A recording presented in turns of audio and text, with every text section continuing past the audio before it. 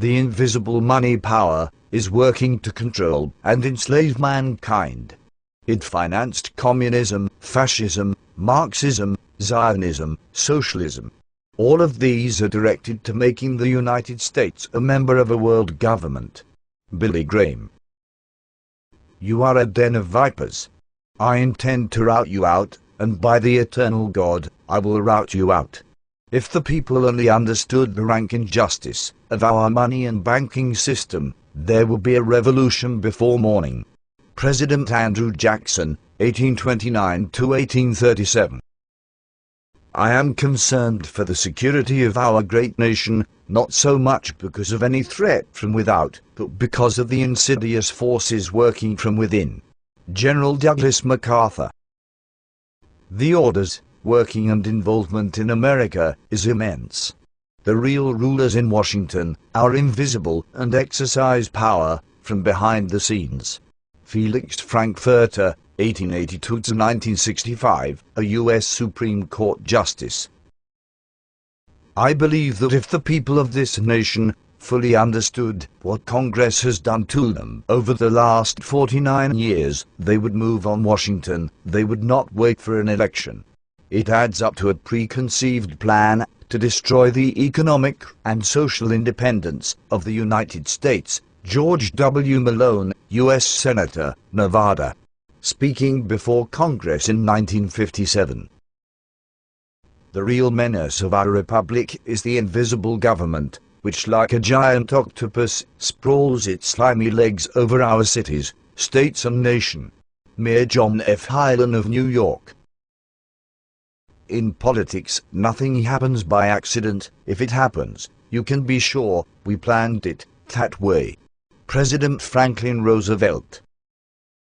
Some of the biggest men in the United States, in the field of commerce and manufacture, are afraid of something. They know that there is a power somewhere, so organized, so subtle, so watchful, so interlocked, so complete, so pervasive, that they had better not speak above their breath when they speak in condemnation of it. President Woodrow Wilson. I am a most unhappy man.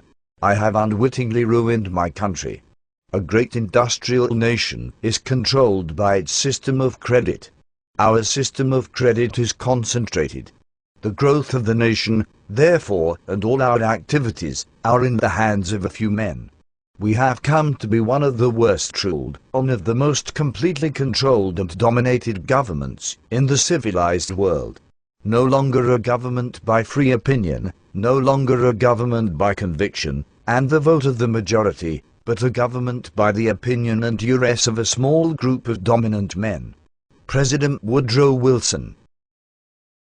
Single acts of tyranny may be ascribed to accidental opinion of the day, but a series of oppressions, begun at a distinguished period, and pursued unalterably, through every change of administrations, plainly proves a deliberate systematic plan of reducing us to slavery. If the American people ever allow private banks to control the issue of their currency, first by inflation, and then by deflation, the banks and corporations that will grow up around them will deprive the people of all property, until their children wake up homeless on the continent their fathers conquered. Thomas Jefferson. It is not my intention to doubt that the doctrine of the Illuminati and the principles of Jacobinism had not spread in the United States.